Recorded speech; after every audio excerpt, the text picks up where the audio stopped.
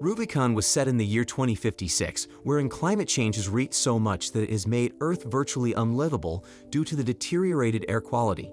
Humans were having trouble breathing. Only the rich could live in unique air domes that filter the contaminated oxygen from outside, while people could not afford to suffer in polluted air conditions. Due to this condition, the country has fallen. The Earth has become a capitalist nightmare, with big corporations taking over governments and states. These corporations form a special force to resolve conflicts between borders, including finding a new planet or a suitable refuge for mankind. However, all their efforts failed. Nibra was the only private company with a space research station and was looking for solutions to the environmental crisis.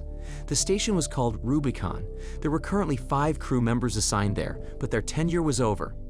Nibra then sent 2 replacement officers, Officer Hannah Wagner and Dr. Gavin Abbott, a chemist. Their arrival was welcomed by Jensen, the station commander. Jensen then introduced them to the crew. They were Tracy Sato in communications, Dr. Dmitry Krylov, a doctor and scientist, Danilo Krylov, Dimitri's son, a scientist too, and another named Sergio. Hannah and Gavin's arrival raised suspicions. Danilo wondered why Nibra would send a soldier. Since Gavin came from a privileged family who lived in the air domes, Danilo teased him for his familial roots. He should not have bothered to come here and enjoy life in the dome of protection. Jensen then showed them the cabin where Hannah and Gavin would be resting. They noticed many green plants attached to the walls as they passed through the hallway. The green plants were algae developed by Dmitry and became the source of oxygen on this station. The algae plants were placed in every station hallway and in many rooms with special glass. Dmitry called it the algae system. Every carbon dioxide gas released by humans after breathing would be absorbed by the plant and then transformed into oxygen, so the need for oxygen in the station was always fulfilled. If people thought space was the most dangerous place in the past, people thought living on a station was much better than living on Earth.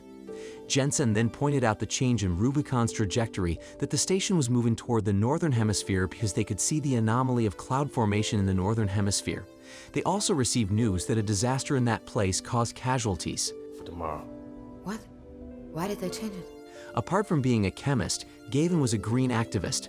Many of his colleagues lived in the north. Although he was a rich man's son, Gavin had high ideals to save the Earth. Then he turned on the atmospheric analyzer to find out what happened. Gavin also tried to contact his colleagues on Earth, but unfortunately, there was no answer. The next day, Danilo, Tracy, and Sergio would return to Earth while Dmitry does not go home because he is still responsible for the algae plants he has developed. After saying goodbye, they returned to Earth with a leader or landing aircraft called Festa 2. After the crew left, a high-ranking officer secretly contacted Hannah to start the Icarus project immediately. Previously, Nibra had learned that Dmitry had developed an algae system capable of producing oxygen continuously. They really wanted it for human survival. Hannah was here to take the algae culture from Dmitry and take it back to Earth since they suspected that Dmitry was not delivering the correct samples.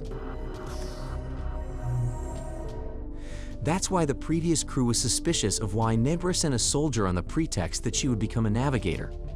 Meanwhile, Gavin knew nothing about Icarus and was only tasked with helping Dmitry. At first, Hannah refused because the algae system became one with the laboratory on how to bring it down to Earth. Then she was told that each room on this station was a separate model that was put together. She could remove the module with a control circuit marked Icarus hidden under the laboratory. Dmitry then approached Hannah. He informed her that Festa 2 was experiencing communication problems. They were unable to contact Earth to confirm the landing. Rubicon could also not reach Earth. Perhaps there was damage to the transmitting antenna. Hannah investigated the communication antenna, but it seemed it was not damaged. Festa 2 contacted her. Jensen said their plane could not be controlled. They fell very quickly, then the communication was cut off. When Hannah looked at the Earth, she was surprised to see a thick brown fog covering the Earth. The city lights of the city slowly began to go out, and finally, the Earth became completely dark. Hannah returned to the station, trying to contact her sister to ask what was happening, but unfortunately, all communication channels had been cut. Previously, her sister had apparently sent a video message. She informed me that there had been chaos on Earth. Everything went dark, and the air became very toxic. People panicked, and the soldiers took them into the bunker. Every base camp was being evacuated on Earth due to the fog. Hannah then asked Gavin what exactly happened to the Earth's atmosphere. Gavin wasn't sure, but he was trying to figure it out. It's been 2 days since Rubicon disconnected from Earth, and they still did not know what happened. Hannah then went into the storage room. She found an old communication radio that had not been used for a long time. The laser communication system they were currently using could not penetrate the fog or bunkers. Maybe they could use radio signals. All she needed to do was connect it to the transmitting antenna. Hannah then called Gavin, but Gavin did not answer and was seen entering the airlock through the CCTV monitor. Gavin tried to kill himself by filling the room with carbon dioxide gas. Luckily, Hannah and Dmitry managed to save his life. Gavin secretly already knew what was happening on Earth because after the unexpected catastrophe, Gavin began investigating the cause of this fog. He felt desperate because he could not do anything to help them. The thick fog that covered the Earth was toxic gas caused by environmental pollution and the accumulation of harmful chemical reactions in the air. Even the air domes owned by wealthy people were not built to purify this toxic air, implying the fog would have killed everyone living inside them. For years, Gavin has been trying to warn them that this disaster will happen, but unfortunately, no one wanted to listen. If lucky, people can still save themselves by going to the bunkers that have been prepared before, but sooner or later, they would also run out of oxygen or food. After connecting the old communication radio to the transmitter antenna, Hannah tried to contact the Earth, but unfortunately, no one answered her call. Dmitry then advised Gavin not to repeat his actions. Dmitry said that the algae system on this station was designed for 6 members so that the air balance was maintained. There must be at least 3 people here, otherwise the excess oxygen in the room could kill them. The human body basically needs energy to move. The energy is generated through the process of burning food in the body. Therefore, oxygen was needed. You need to know that oxygen was not the only air on Earth, even if most of it was nitrogen. Nitrogen has an essential role in slowing down the combustion process. The right composition of air between oxygen and nitrogen would prevent the human body from excessive combustion so that our body gets enough energy for daily activities. If humans breathe pure oxygen, burning food is much faster and energy will be released immediately. If we light a fire in a room full of oxygen, an explosion would occur.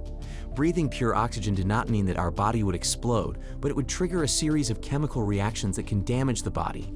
If Gavin died, the algae would be unable to survive, and this in turn would kill Hannah and Dmitry. Left with no choice but to remain on the station, Gavin, Hannah, and Dmitry began to bond with each other. They began to think, what if the 3 were the remaining humans in the world? If that's true, it's no longer worth fighting for a planet with no inhabitants. Later, Gavin and Hannah developed a romantic relationship during the course. 2 months had passed since the Earth was shrouded in thick fog. They spent time watching films or exercising. Then, a problem happened. Hannah and Dmitry noticed that some of the algae plants were turning brown. Something seemed to be contaminating them. Dmitry took a sample of the algae to be tested in the laboratory. While waiting for the results, they spent time chatting and joking. They were open to each other, and there were no more secrets that they covered up. Hannah confessed that her goal for the station was to take Dmitry's algae research, not to steal it, but for the safety of mankind. Initially, Dmitry had no problem when Dnipro wanted his research, especially since they would give a huge amount of money. But Danilo refused because Dnipro would only apply the algae technology to their air dome. It would be better if they gave the algae to the world community so that no one would die from environmental pollution. After all, Dnipro did not want to lose money because they had invested millions of dollars in this station. That's why Danilo did not like them from the start. In the evening, Hannah suddenly became nauseous and then vomited. She went to the infirmary to look for medicine. However, her attention was distracted by the sound of a radio call. The call turned out to be from people who managed to escape into the bunker. A woman named Esther told her that at least 300 people survived under Nambra. They were rescued by soldiers who took them into the bunker, but their lives were threatened because oxygen was running low. The only hope was the algae system developed by Dmitry. Then Hannah asked where Esther knew about the algae. Esther replied that she and some people there who were her extended family were shareholders in Nambra. After some speculation, Gavin and Hannah decided to take the algae samples to the Earth to help the survivors and propose the plan to Dmitry. In the laboratory, Dmitry was still trying to find the cause of his brown algae plants. Gavin and Hannah approached him. They told Dmitry that there were 300 survivors in the bunker, but their oxygen reserves are only 3 weeks left. If the 3 of them could bring the seeds or parents of this algae plant down to Earth, then the remaining humans could be saved. They could use the Festa blender and then enter through the atmospheric gap to the coordinates of the bunker location. Despite being aware of the survivors, Dmitry was hesitant to go to Earth with the spacecraft, believing the entire enterprise to be too risky. Dmitri refused to go down to Earth without navigational assistance from the station was the same as suicide. They would lose their direction, which makes them stranded anywhere. Gavin insisted that everyone brought along would die if they didn't do anything. They had to try at least for the sake of the remaining 300 humans. Gavin and Dmitri got into an argument. Gavin mentioned that Dmitri was very selfish, after which Gavin left the room. Hannah wanted to follow him, but she suddenly felt unwell. Dmitri then checked her condition and took a few blood samples to find out if Hannah was suffering from a disease. Dmitri said that if it was confirmed that the 300 people were the last on Earth, it would be a good idea to leave them alone and start from scratch. Not all humans who survived were good people. Those in the bunker only thought about their own interests. Despite Dmitri's reluctance, Hannah and Gavin feel a moral responsibility to help the survivors. They decided to go down to Earth. They asked Dmitri to prepare the seeds of the algae plant, otherwise they would be forced to take it themselves. Dmitri pointed out that the main algae plant was starting to turn brown due to Hannah. Hannah denied that she had ever touched the plant. Dmitri explained that the plant got its nutrients from its urine treated at the station. The algae plant's nutrients were susceptible to hormones. A pregnant woman's body will experience hormonal changes, such as an increase in the HCG hormone produced by the placenta during pregnancy. This caused the algae plants to react and change color. Hannah couldn't believe it. The women's army had been given particular hormones so they couldn't get pregnant. They didn't even have periods. Dmitri already knows from the lab tests he did. There was a pregnancy prevention hormone that was not working in his body. Even so, Hannah insisted that they still had to try to go down to Earth for the survival of mankind. There was no choice. Dmitri obeyed what they wanted. He was also forced to return to Earth if he stayed here. The excess oxygen was not good for his health. After completing the preparations, they prepared to launch using the capsule. Suddenly, a problem occurred. The cooling system of the shuttle was not working. The three of them were forced to return to the station. Come on! Gavin tried to return to the capsule for repairs, but Hannah forbade it because it could explode whenever they had to remove it from the station. Just before Gavin entered the capsule, Hannah removed it, and it exploded shortly after. Gavin looked disappointed, but Hannah was forced to do it because she did not want to lose Gavin. Hannah then told Galvin about the Icarus mission to bring all these algae down to Earth. Each room of the Rubicon station was a separate part that was put together, including this algae plant. If they just turn on a landing module, more of this will fly by itself. Gavin was upset to hear why Hannah didn't tell him from the beginning. Hannah revealed that while one could board with the lab, it was not feasible. By lowering this, they could save the remaining 300 humans. While the crew was resting, Hannah tried to investigate the cause of the Festa cooling system failure. Then she found that Dmitri deliberately sabotaged the cooling channel. Hannah was furious that Dmitri's actions almost cost the three of them their lives. Hannah then showed the Icarus control system. According to her, this lab was the only hope for Earth's humans. Dmitri had previously known about the secret module but did not know what it did. Dmitri then revealed the depravity of the airbrush and the reason he did not want to go down to Earth. Nibra has known since the beginning that a great disaster was coming. As Gavin said, they did not hear but pretended not to know. The reason was that they did not want to share the bunker with other humans when the disaster came.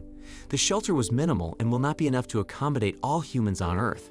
Only their family and group were prioritized. After Nibra gets her algae system, they can use it alone without caring about other humans. Dmitri said that there was no point in saving these selfish humans. If you don't believe it, just ask them directly.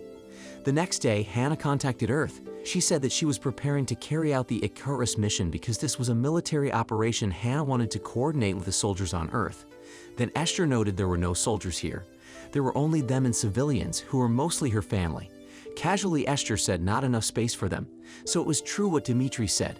Nibra was a group of selfish people who were only concerned with themselves. All this time, Hannah struggled to survive on the surface of the Earth, unlike Gavin and the rich people living comfortably in the air dome. This station may be the last hope for him to continue living, but Gavin still felt responsible for saving the remaining human race.